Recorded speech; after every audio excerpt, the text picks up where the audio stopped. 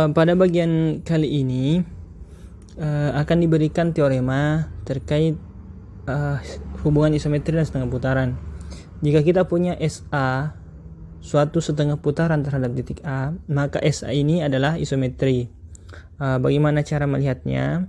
Tentu di sini kita mengingat bahwa di teorema terdahulu telah dibuktikan bahwa SA adalah transformasi.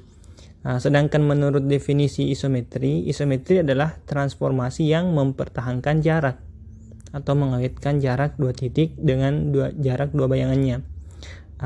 Untuk itu kita bisa lihat buktinya. Ini kita gunakan bukti langsung. Pertama, kita misalkan dulu setengah putaran SA itu adalah kita misalkan dulu SA adalah setengah putaran terhadap titik A.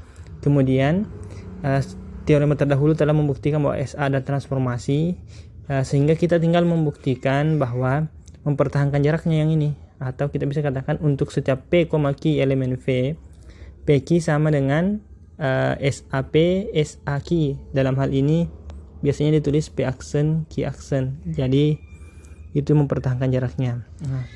Kemudian dari sini kita mulai dengan ambil sebarang P, Q elemen V. Kemudian kalau kita punya P sama dengan Q, saya kira cukup jelas bahwa PQ kan 0, berarti P aksen Q aksennya juga 0 juga. Saya kira itu cukup jelas. Selanjutnya, bagaimana kalau kita punya P dan Q-nya tidak sama, atau P tidak sama dengan Q? Ini yang kita akan pandang. Pertama, kalau P-nya yang sama dengan A tapi Q-nya tidak sama dengan A, atau sebaliknya, ini nanti bisa dicoba sendiri, tapi ini trivial kok. Maksudnya sama, bukan trivial sih, maksudnya analog dengan yang ini. Maka kita punya SAP-nya sama dengan P sebagaimana definisi setengah putaran. Karena kan P-nya adalah A, berarti SAP itu adalah SAA, atau SAA itu sama dengan A sendiri. Sehingga kita peroleh bahwa dengan definisi itu juga kita peroleh juga bahwa SAQ dengan A, jaraknya A ke SAQ itu pasti sama dengan Q ke A. Ini menurut definisi setengah putaran. Setengah putaran kan mengatakan kalau P-nya bukan sama dengan A, dalam hal ini adalah Q, karena Q tidak sama dengan A, maka A adalah titik tengah antara Q dengan bayangannya, atau Q dengan SAQ. Berarti SAQ ke A itu sama dengan Q ke A ini. Sehingga kita bisa peroleh jarak SAQ dengan SAP itu sama dengan SAQP. Kenapa? Karena SAP kan adalah P ini. Kemudian SAQP, P-nya itu kan sama dengan A ini. Maka di sini SAQA. Sehingga dengan SAQA di sini berarti SAQA kan sama dengan QA, berarti sama dengan QA. A-nya sama dengan P, berarti QP. Diperoleh SAQ, SAP itu sama dengan QP, berarti terbukti untuk kasus ini. Bagaimana kalau P-nya tidak sama dengan A, juga Q-nya tidak sama dengan A? Maka kita peroleh, nantinya kita peroleh, bisa bayangkan seperti ini. Ini kalau tidak segaris P, Q, dan A-nya, kita peroleh seperti ini.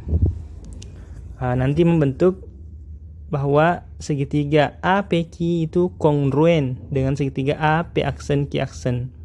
Nah, ini silahkan dicoba sendiri kenapa bisa kongruen. Saya kira ini cukup mudah. Berikan argumennya sendiri. Kemudian dengan ini kekongruengan berarti kan PQ sama dengan P aksen Q aksen, karena mereka adalah sisi yang bersesuaian. Sebagaimana dengan di kekongruenan segitiga, pasti seperti itu. Nah, saya kira ini cukup jelas. Sedangkan untuk yang tidak membentuk segitiga, artinya PQA-nya segaris, saya kira juga cukup jelas bahwa PQ sama dengan P aksen Q aksen. Silahkan dicoba dilengkapi bagaimana cara melihatnya bahwa itu jelas. Saya kira cukup untuk teorema ini. Kita lanjut ke istilah selanjutnya. Namun kita lihat dulu bagaimana untuk memasuki istilah tersebut. Telah dipelajari sebelumnya bahwa kalau kita punya garis seperti ini, garis seperti itu misalnya, kemudian kita punya titik P misalnya, P di sini, kita akan peroleh bayangannya nanti seperti ini. Ini kan sama. Kemudian menurut definisinya juga, kalau kita punya titiknya Q di sini, ini akan sama dengan bayangannya, Q aksennya. Ini untuk pencerminan terhadap garis G. Dari sini sebenarnya kita mengingat definisi dari pencerminan itu sebenarnya begini. MGP itu selalu sama dengan P kalau P-nya itu berada di garis. Ini definisinya seperti itu. Nah, kemudian selain daripada pencerminan yang seperti ini, juga kan bisa kita lihat di ini konsep sebelumnya, itu yang kalau misalnya ya kadang kita pelajari transformasi A itu sama dengan A jika transformasinya melibatkan A. Ada yang seperti itu yang kita pelajari. Nah, itu sama konsepnya seperti ini. Nah, kita akan melihat bahwa yang seperti ini, inilah nanti yang disebut dengan invarian.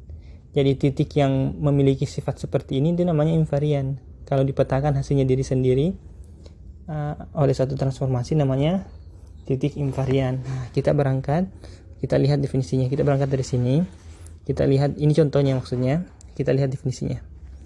Dari definisi invarian, definisinya seperti ini.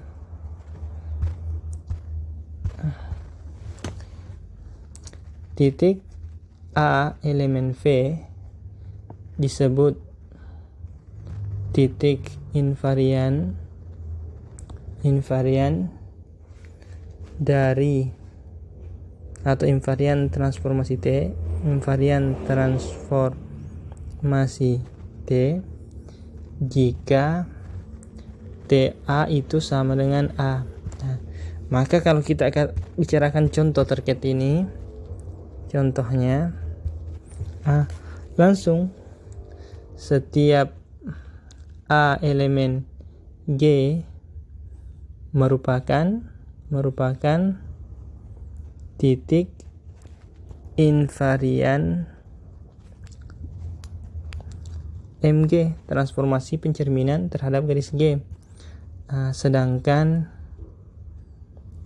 jika P itu bukan anggota garisnya, maka P bukan titik invarian dari transformasi MG atau pencerminan terhadap garis G. Nah, itu istilah terkait dengan invarian. Maka dapat kita lihat di sini juga bahwa sepanjang garis G ini yang merupakan cermin dari MG itu merupakan titik invarian dari transformasi MG. Jadi dikatakan bahwa titik invariannya tak hingga banyaknya. Ada juga yang titik invariannya itu cuma satu, sebagaimana yang telah dipelajari sebelumnya. Sebelumnya tadi dipelajari tentang setengah putaran. Contoh, kalau kita punya SA, maka hanya A yang merupakan titik invariannya. Mengapa? Karena hanya SAA yang sama dengan A, sedangkan titik yang bukan A, tentu hasil setengah putarannya itu bukan A juga hasilnya. Bukan dirinya sendiri hasilnya. Makanya kita katakan bahwa SA ini punya satu atau tunggal titik invariannya. Nah, seperti itu. Kemudian dari istilah ini kita akan berangkat ke istilah lain. Ada istilah dalam transformasi itu istilah kolineasi. Istilah ini kita namakan kolineasi. Definisinya seperti ini. Transformasi T disebut kolineasi jika setiap garis yang dipetakan oleh T menghasilkan garis juga. Jadi kalau kita bayangkan ini kan terkait dengan pada saat kita belajar tentang isometri, di mana salah satu sifat isometri adalah garis memetakan atau peta dari garis itu menghasilkan garis juga. Maka dapat kita lihat bahwa salah satu contoh yang paling umum kita kenal dengan istilah isometri. Jadi kalau kita punya T adalah isometri, maka pasti T itu adalah kolineasi. Karena kita melihat bahwa kolineasi kan cuma mensyaratkan bahwa petanya harus garis juga, peta dari garis harus garis juga. Nah, selain itu kita juga bisa lihat bahwa SA sendiri juga kolineasi. Mengapa? Karena telah dibuktikan sebelumnya bahwa SA itu adalah isometri. Kalau dia isometri maka kan menghasilkan memetakan garis juga berupa garis hasilnya petanya. Maka kita katakan SA ini adalah kolinasi. Demikian juga pencerminan, itu juga merupakan contoh kolinasi. Kemudian dari istilah kolinasi ini kita berangkat lagi untuk memperkenalkan istilah lain. Istilah lain ada istilah dilatasi ya. Istilah lain dilatasi.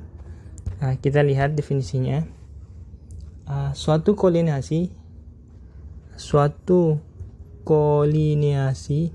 Jadi kolinasi ini disimbolkan dengan delta. Seperti ini, kolinasi kita simbolkan dengan delta. Ini disebut dengan dilatasi jika syaratnya apa?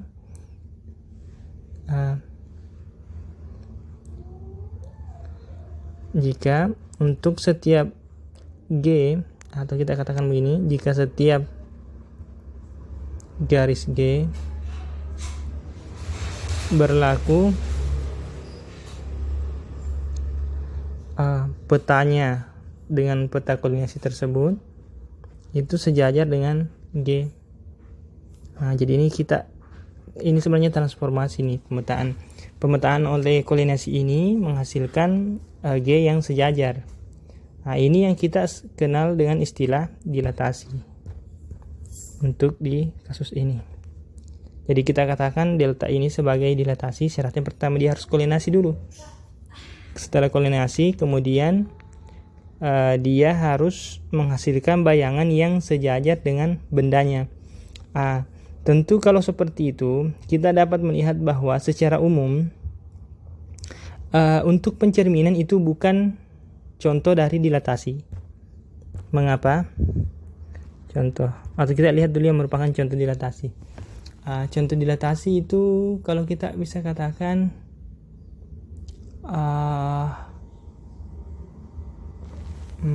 bagaimana ya? Setengah dilatasi. Kita coba lihat nanti. Ya, contohnya itu SA, jadi setengah putaran terhadap A itu merupakan kolinasi, merupakan dilatasi dalam hal ini. Kita katakan seperti itu. Jadi ini contohnya dilatasi. Mengapa? Kalau kita bayangkan seperti ini misalnya. Katakanlah kita punya begini. Ini A-nya, kemudian kita punya garis. Katakanlah garis ini pertama kita lihat yang tidak melalui A. Seperti ini misalnya. Garisnya ini garis G. Maka kalau kita buat bayangannya, kita bisa perwakilkan dengan 2 titik ya. Kan dia kan isometri, berarti hasilnya garis juga. Kita lihat bayangannya seperti ini. Nanti ini pasti sejajar. Ini G aksennya. Atau dalam ini adalah delta G-nya. Karena dengan deltanya itu adalah SA dalam hal ini. Nanti ini sejajar ini sejajar hasilnya. Itu bisa dibuktikan mengapa bisa sejajar. Tinggal dicek ini sudut-sudutnya. Atau ya segitiganya, dilihatkan ini segitiganya nanti kongruen ya. Kalau kongruen ya mesti ini sejajar karena ini bertolak belakang ini dengan ini, pasti sejajar. Kemudian yang ini yang sama dengan ini dengan ini, maka pasti sejajar lah segitiganya. Ini contoh dilatasi. Silahkan dicoba untuk bukti formalnya untuk ini. Jadi buktikan secara formal kesejajarannya bahwa itu SA G itu sejajar dengan G ya. Tapi sebenarnya nanti ada di teorema ini. Bagaimana dengan kasus kalau misalnya A-nya di sini, G-nya melalui A. Garisnya begini. Katakanlah garisnya ini melalui A. Ini G-nya. Nah, untuk kasus ini kalau kita buat ininya, bayangannya, nanti bayangannya itu akan sama dengan G aksen. Sehingga kalau sama ya berarti kita bisa katakan bahwa sejajar. Karena kan sebenarnya satu garis saja. Seperti itu contohnya.